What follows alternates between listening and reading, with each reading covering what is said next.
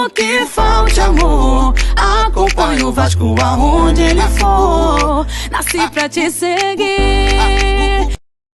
Salve, família vascaína! Sejam bem-vindos aí a mais um vídeo no canal. Eu sou o Thiago, você está no canal Vasco em Família. Se não for inscrito aqui, já dá aquela moral, se inscreve no nosso canal, deixa o like pra gente estar chegando a mais vascaínos e não esquece também de ativar o sininho de notificação para não perder os próximos vídeos. E tá sempre por aqui dando aquela moral, deixando a sua opinião, o seu comentário, pra gente trocar aquela ideia de vascaíno pra vascaíno e repercutir aí esse momento do Vasco. Mais uma vitória, mais uma boa partida. Vamos destacar aí atuações. Fiz questão de colocar esse pequeno corte aí do programa de ontem, do Troca de Passe. Estava ali o Conrado, o Paulo Nunes. E esse pequeno comentário aí, né? Muita coisa boa pra falar do time do Vasco. Há quanto tempo, vascaíno, você não ouve isso? Eu posso te dizer que desde 2012, né, o Vasco chegou na 6ª colocação do Brasileiro, nas quartas de final da Libertadores.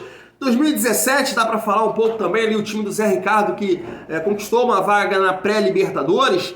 Mas de lá para cá são poucos momentos que a gente tem esse destaque aí da mídia. E eu vou trazer aqui geral falando do Vasco. Claro, quero saber a sua opinião. Paulo Nunes falando do Pedro Raul, né? Paulo Nunes e Conrado falando ali do Alex Teixeira, Piton. Vou trazer aqui o Breiler lá no programa da ESPN para falar, para debater qual é o melhor reforço do Vasco até o momento. É um debate muito bom, porque tem muitos reforços aí jogando muito bem. Léo, Jair, Pumita, Pedro Raul, quem é, na sua opinião? E trazer também aqui um questionamento do Dandan, narrador da Sport TV. Ele fez a seguinte pergunta para você: tem algum vascaíno ainda contra a SAF? Vamos resenhar a família vascaína. Eu quero começar aí com o Pedro Raul, né? Viveu um momento aí de alguns questionar, falar aí, tá perdendo muito gol, tem que melhorar o desempenho, mas os números do Pedro Raul tá longe de ser ruim, né? Além de tudo, é um jogador de muita participação, sempre tá se movimentando. Ontem deu mais uma assistência, pode até não contar, né? Porque a bola desviou ali, o goleiro defendeu e sobrou pro Alex Teixeira, mas aquilo ali é uma assistência. Vamos contar, a gente tem que contar. Se os números lá não contam, a gente conta, porque ele fez a capa do Batman, rolou pro Alex Teixeira, então Pedro Raul vai ser um nome importante, sem sombra de dúvida. E esse comentário aqui do Paulo Nunes chama muito a atenção aí, elogiando o Pedro Raul, a personalidade do jogador. Vale muito a pena acompanhar. Se liga só. Mas o jogador, principalmente o atacante, o centroavante, quando começa a perder muitos gols numa partida, o que ele faz? Ele começa a se marcar. Porque ele perde a confiança, ele já não se desmarca da maneira que ele estava se desmarcando antes. E o Pedro Raul, você pode dizer tudo dele, mas ele não desiste das jogadas. Ele se desmarca, ele dá opção, ele perde um gol, perde dois, perde três, ele dá opção de novo. É um jogador que ele sabe que ele tem que entregar gols, ele sabe que a característica dele é essa, e eu gosto de centroavantes assim. Olha pra você ver, ó. Ele é tão inteligente que ele sabe que os dois vão se bater, ele espera. Mas olha a fase virando, ó. Exatamente. Olha esse chute. Você que entende de chute, Paulo Nunes. Mas entrou. Às vezes você bate bem e vai na trave. É isso que eu tô te falando. A fase virando. Porque ele espera o rebote do zagueiro. Mas teve esse mérito mesmo. Entendeu? Porque ele vai brigar lá. Ele vai brigar lá em cima, a bola ia sobrar pra ninguém ali. Então, assim, é um Aliás, cara que... foi uma digna dos trapalhões, né? Os dois zagueiros subindo, um cabeceou o outro e mas a você bola tá afobado, você tá afobado, ele vai junto. Desesperado, ele vai brigar junto. Então, e assim, aí mostra como ele entende da área, como ele tem, sabe do espaço que ele tem. Centroavante assim tem que acreditar sempre, porque ele sabe que essa cobrança que o Conrado falou e é verdade, e vai ser todos os jogos, porque o centroavante que é centroavante, ele já entra querendo fazer gols. Quando ele não faz gols, ele não se sente bem, ele não se sente confortável, e aí que entra o que eu falei no começo do programa, na entrada. Aí vai do treinador, e eu tô gostando muito do trabalho, a gente tem que relevar alguns jogos, né, com adversários não tão fortes. Mas quando você não tem um adversário forte, o que você tem que fazer? Você tem que ir lá e se mostrar. O Vasco está mostrando. Então, assim, você tem uma ideia clara. Eu vejo o PEC hoje, né? O PEC melhorou muito do ano passado muito diferente né? daquilo da temporada passada. Você vê um jogador diferenciado. O Jair é um jogador diferenciado. Mas sistema defensivo. Mas esse já era esperado, que ele fosse chegar no Vasco bem, né? Mas é muito curto, né? O Galo. Mas é muito boa curto, contratação. Boa contratação. E aí o sistema defensivo. O que o Léo tá jogando... tá muito bem, né? Muito bem, construindo, com força. Então, assim, o Vasco também dá assim. Vou repetir de novo. Né? Vamos colocar os pés no chão. Só que hoje o Vasco tem uma coisa que ele não teve em nenhum jogo no ano passado, que é ideia clara de jogo. Tá aí, família, já não é o primeiro ex-jogador que cita essa característica do Pedro Raul. Eu já trouxe aqui, na semana passada, o Zé Elias, ele falando que as atuações do Pedro Raul, por mais que ele venha perdendo os gols, ele sempre se mostra focado, aparecendo pro jogo, né, não se abate ali com aquele lance que ele perdeu, e o Paulo Nunes citou exatamente isso, né, família vascaína? É um jogador que não se esconde. Paulo Nunes, pô, foi atacante e sabe, né, o que tá falando, né? O jogador, conforme não vai bem na partida, vai perdendo os gols, ele vai se escondendo, vai se marcando. E o Pedro Raul tá longe de fazer isso, né? Um cara que sempre dá opção, quer a bola, quer fazer os gols, por mais que não esteja bem naquele momento perdendo, ele quer as oportunidades. Então, família vascaína, é um cara que eu espero muito esse ano e tenho certeza que vai nos ajudar, vai entregar aí muitos gols durante a temporada. Vamos trazer aqui mais elogios aí ao time do Vasco, pegando aí o gancho do troca de passe. Elogiaram bastante também aí o Piton e o Alex Teixeira. Liga só. Também, né? Piton entrou muito bem nesse time do Vasco, muito tá fazendo bem. uma bela temporada o Piton até tá agora. jogando melhor, na minha opinião, do que jogava no Corinthians. É isso que eu ia dizer. Ele tá tendo um impacto no Vasco que eu não imaginava, sinceramente, que ele fosse ter. Acho o Piton um bom jogador. Mas não achei que fosse fazer a diferença que tem feito. O outro na jogador que tá é uma temporada totalmente diferente é o Alex Teixeira. Eu ia falar isso. Melhorou muito, né? O que ele tá tendo de arranque, coisa que ele não tinha, ele não conseguia arrancar no passado. Agora é o Alex Teixeira. Exatamente, ele pega a bola, vai pra cima com velocidade, é inteligente, sabe quando não vai chegar, ele cava a falta, é um jogador que tem uma... Tá ganhando a vaga do Nenê, que muito torcedor às vezes criticava, porque o Nenê já com 40 anos, já não aguenta jogar 90 minutos. Agora tem um cara que tá ganhando a vaga do Nenê. O Nenê vai entrar de vez em quando, vai ser importante, como hoje, mais uma vez, foi importante, mas entrou e tá jogando bem. Então, muitas boas notícias pro torcedor vascaíno. Claro que é só um começo de ano.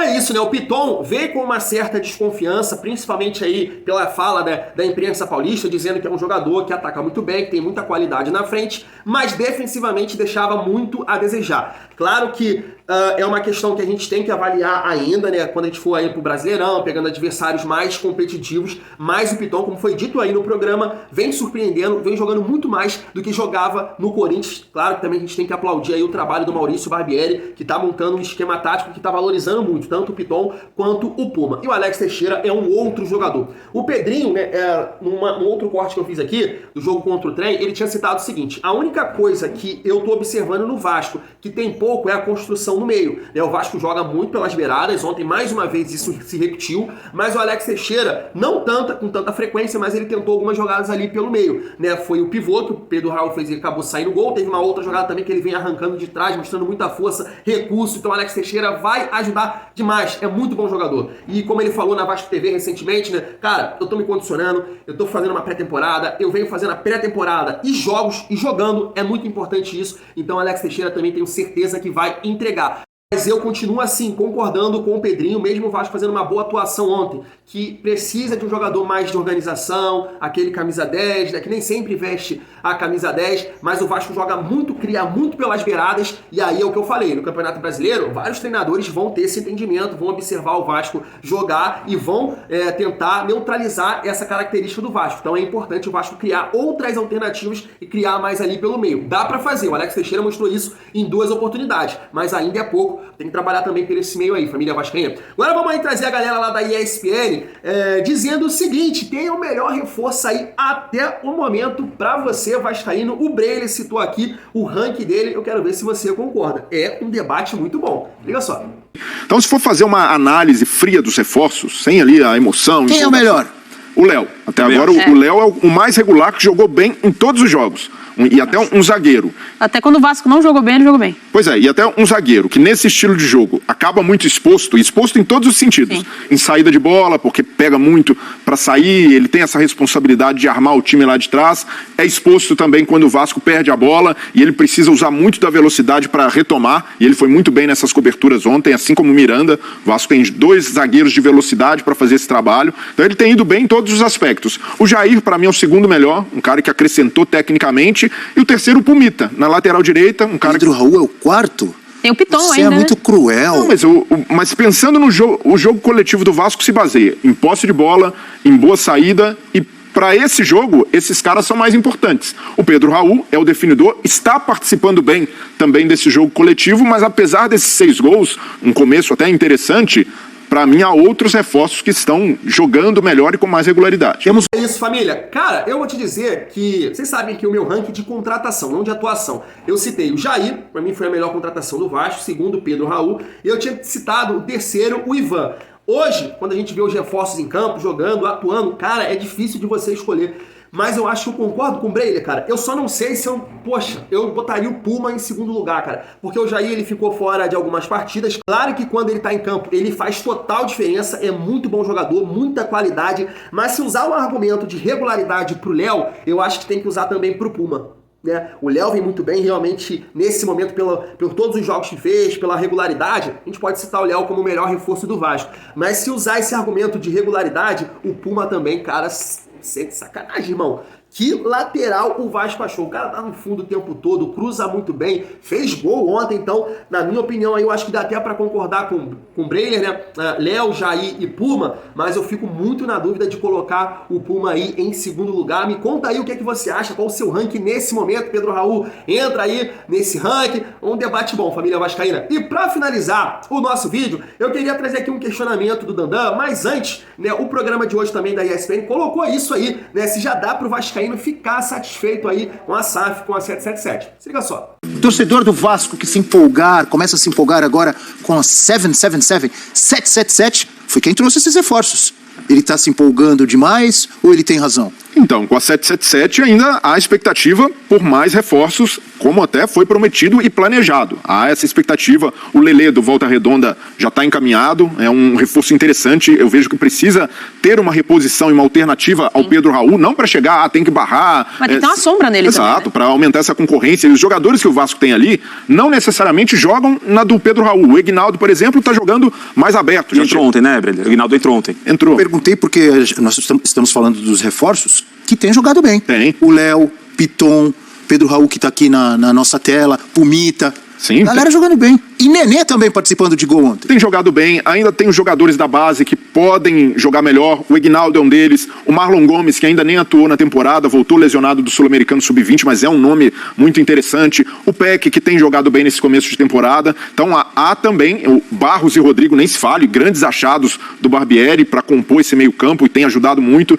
Então, nesse aspecto, o Vasco está montando um elenco jovem, um elenco com potencial de fazer 3, 4 temporadas, dar retorno esportivo e até mesmo retorno financeiro, mas é preciso calma e é preciso também que encontre ainda algumas oportunidades de mercado. O Vasco não precisa fazer grandes investimentos, ainda nem está nesse estágio, mas é preciso ainda compor melhor esse elenco. Eu vejo que principalmente lá na frente ainda faltam alguns jogadores para composição de elenco e alternativas para o Barbieri nesse estilo de jogo. A gente fala, está funcionando bem até agora, um começo positivo e promissor. Mas se começa a não dar certo, claro, precisa ter um plano B, precisa ter uma virada de chave. Então, Andrei chegando. Andrei foi muito bem na Série B do ano passado, mas ele tinha uma retaguarda fundamental. O Yuri Lara fazia esse trabalho de marcação e o Andrei tinha tranquilidade para voltar, buscar o jogo, ter mobilidade o campo inteiro. O Vasco ainda não tem esse volante, além do Rodrigo, que é um bom achado, mas ainda jovem, pode oscilar na temporada. Então precisa talvez olhar um volante no mercado com características mais defensivas, repito, não para ser titular, mas para dar ao Barbieri um repertório um pouco maior. E aí, família, pra complementar, o Dandan, narrador da Sport TV, né, sempre tá aí se comunicando muito nas suas redes sociais, fala bastante com os vascaínos e colocou o seguinte comentário, ó. Alguém ainda é contra a SAF do Vasco? Com o time dos últimos anos, esse jogo contra o Boa Vista estaria equilibrado e com mais chance para o Boa Vista. E aí, cara, não deixa de ser uma realidade, é o que eu falei aqui no início do vídeo, o Vasco vem apresentando o futebol que o vascaíno não vê há muito tempo. Claro que a gente precisa pontuar, né? É uma análise interna, vamos dizer assim. Não dá para comparar os últimos anos do Vasco com esse momento, com esse elenco, com essas atuações. Não dá pra comparar. Agora, Thiago, essas atuações, esse time é o suficiente pro Campeonato Brasileiro? Eu não sei. Tem que ver dentro de campo. E eu não tenho essa certeza. Se algum vascaíno tem, respeito. Porque a gente vê ali ontem algumas falhas, algumas brechas que o time do Boa Vista não aproveita pela condição técnica, por um erro de passe, uma tomada de decisão equivocada. Mas que no Campeonato Brasileiro, essas decisões equivocadas, esses passes errados, eles não vão acontecer. porque tem mais qualidade, tem mais recursos dos nossos adversários, e aí algum erro do Vasco pode ser aproveitado, e aí fica difícil aquele jogo, né, aquela partida. Então tem esse ponto. Uma análise interna, o Vasco é totalmente diferente, mas que esteja pronto para o Campeonato Brasileiro, ainda não tenho certeza. E aí concordo ali com o Breiner, que falta o Vasco trazer alguns jogadores, mais opções, como eu disse aqui, um jogador que possa jogar mais pelo meio, criar mais alternativas, o Maurício Barbieri, né? Mas, cara, o caminho está sendo trilhado, o Vasco está caminhando, está agradando sem sombra de dúvida o torcedor vascaíno, as atuações e a mídia falando muito bem. Quanto tempo a gente não vê isso, família vascaína? Agora vamos pensar no clássico, porque promete. Eu tô muito confiante, cara, muito confiante. Se eles pensam que vão pegar Edmar, Léo Matos, Raniel da vida, Neto Borges, Carlinhos da vida, não, isso acabou. Hoje o Vasco tem qualidade sim para competir com o Flamengo, família vascaína. Eu vou ficando por aqui. Se você gostou do vídeo, senta o dedo no like, não esquece também de se inscrever no nosso canal. Tamo junto! É muito bom ser Vasco.